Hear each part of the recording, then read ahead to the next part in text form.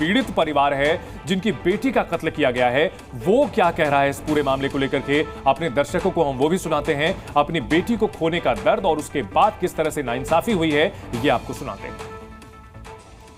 कोई रिजल्ट नहीं मिला है अभी तक। इसकी जो इंक्वायरी चल रहा है इसका कोई रिजल्ट नहीं अभी तक मिला है। उनका रवैया कैसे था घटना वाले दिन? एकदम हम लोग डिपार्टमेंट का कोई नहीं और कॉलेज का कोई हमारा साथ कोऑपरेट नहीं किया। पर्सनली तो कोई डिपार्टमेंट पूरा कोई ना कोई है, डिपार्टमेंट का कोई ना कोई इसका साथ इन्वॉल्व है। प्रिंसिपल तो हम तो क्या बोला, हम उसको जरूरत पड़ा उन्होंने बोलते है उसको हम लोग हमारा ऑफिस में बुलाओ, हम नहीं जा सकते।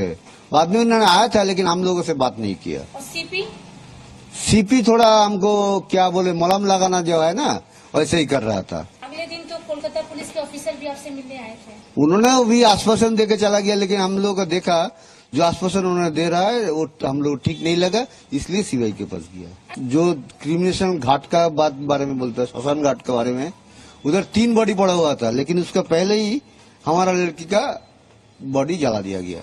उन्होंने हम तो जब कंपेंसेशन के बारे में बोला है, हम लोग दोषी का सजा मिलने के बाद जाएंगे आपका पास और कंपेंसेशन के बारे में उस टाइम में बात। वही लेडी डॉक्टर की मां ने क्या कुछ कहा है वो भी आपको सुनाते हैं। প্রথমে পুলিশ বলেনি, প্রথমে হসপিটাল থেকেই ফোন করা হয়েছিল যে আমরা আরজিকর হসপিটাল থেকে বলছি আপনার মেয়ে অসুস্থ। তো তখন এটুকু বলে লাইন কেটে দিয়েছেন। তারপর তখন আমি ফোন করি যে আমার মেয়ের কি হয়েছে, আমার মেয়ের কি হয়েছে। তো উনি বলেন আমি তো ডক্টর নই, ডক্টরের কাছে নিয়ে যাচ্ছি, ডক্টরই বলবেন কি হয়েছে, আপনারা আসুন। তখন আমরা এসে আমাদের ড্রাইভারকে নিয়ে যখন যাচ্ছি তখন উনি বললেন, আবার ফোন করলাম, তখন উনি বললেন আপনারা কি আসছেন? আমি মানে উনি কে ছিলেন, আমি অ্যাসিস্ট্যান্ট সুপার বলছি, আপনার মেয়ে সুইসাইড করেছে। तो पीड़ित परिवार यहां पर दुख दर्द बयां कर रहा है। विक्रम हमारे साथ बने हुए हैं। विक्रम, आपने मां बाप दोनों का बयान सुना, किस तरह से इस पूरे मामले को लेकर असंवेदनशीलता बरती गई और साथ ही साथ मामले की लीपापोती करने का आरोप भी पीड़ित परिवार लगा रहा है।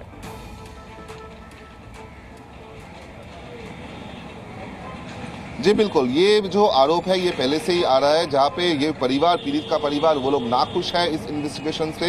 और उन्होंने भी जो बयां किया कि हॉस्पिटल और पुलिस वालों की तरफ से कोई भी कोऑपरेशन उनको सही से नहीं मिला है और ये पूरा मामले को दबाने का कोशिश किया जा रहा है, ऐसा ही आरोप है। इसके अलावा आपको बता दूं कि सीबीआई इस इन्वेस्टिगेशन को टेकअप किया है और सीबीआई इन्वेस्टिगेशन में अभी तक कई लोगों को पूछताछ किया है, जिसमें सबसे ज्यादा गुरुत्वपूर्ण है कि आरोपी को उनका ब्रेन मैपिंग किया जा रहा है। साइकोलॉजिकल एनालिसिस एक्सपर्ट्स जो है उनको लाया गया है, उनको उनसे बातचीत करवाया जा रहा है आरोपी का, क्योंकि किस सिचुएशन में, किस हालत में ये पूरा घटना घटी है इसके बारे में जानना चाहते हैं। और उसके अलावा जहाँ पे कुछ मिसिंग लिंक्स है, वो मिसिंग लिंक्स में ही काम कर रहा है सीबीआई सूत्रों से हमको पता चल रहा है कि जो प्रिंसिपल को कल तक जिसको पूछताछ किया गया था, मैराथन पूछताछ किया गया था, उनको आज भी पूछताछ किया जा सकता है। इसके अलावा लोकल पुलिस स्टेशन का जो ऑफिसर इंचार्ज है उनका रोल क्या था, जो इस हॉस्पिटल का आउटपोस्ट का ऑफिसर इंचार्ज है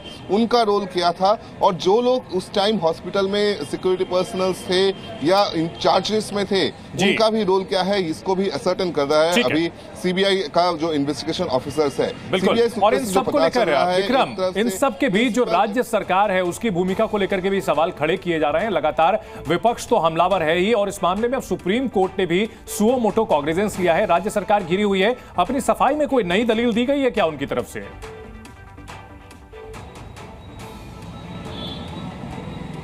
देखिए, अभी तक राज्य सरकार की तरफ से जो बोला जा रहा है या कलकत्ता पुलिस की तरफ से जो बोला गया है कि उन लोगों ने अपना इन्वेस्टिगेशन सही तरह से किया है, लेकिन अभी जो मैटर है वो है लॉ एंड ऑर्डर। क्योंकि आपको पता है कि कल या कुछ दिनों से जो एजिटेशन दिखाई दे रहा है कलकत्ता के सड़कों पे, वो एजिटेशन कैसे उसको सिचुएशन ठीक किया जा सकता है, इसके बारे में कलकत्ता पुलिस अभी देख रहा है। क्योंकि पूरा इन्वेस्टिगेशन जो मर्डर और रेप केस का जो इन्वेस्टिगेशन है वो सीबीआई के पास चला गया है, लेकिन 14 अगस्त रात को जो तांडव चला था इस हॉस्पिटल में उसका इन्वेस्टिगेशन अभी भी कलकत्ता पुलिस कर रहा है।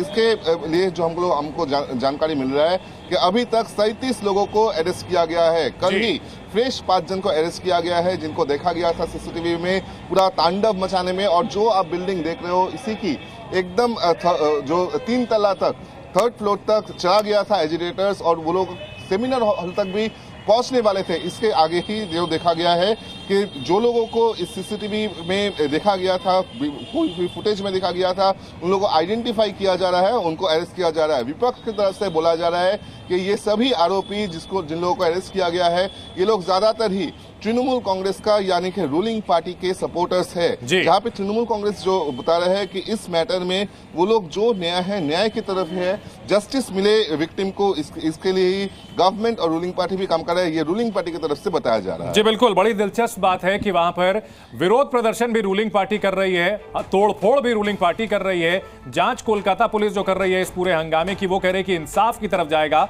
लेकिन यहां पर जिस तरह से एक लेडी डॉक्टर की हत्या की गई थी, उस अस्पताल में दंगाइयों की भीड़ ने घुस करके तोड़फोड़ की, हुड़दंगियों ने वहां पर पूरी तरह से कोहराम मचाया था। लेकिन अभी तक यहां अब सवाल यह उठता है कि क्या वाकई इस मामले में इंसाफ हो पाएगा, क्या सबूत वाकई बचे हुए होंगे।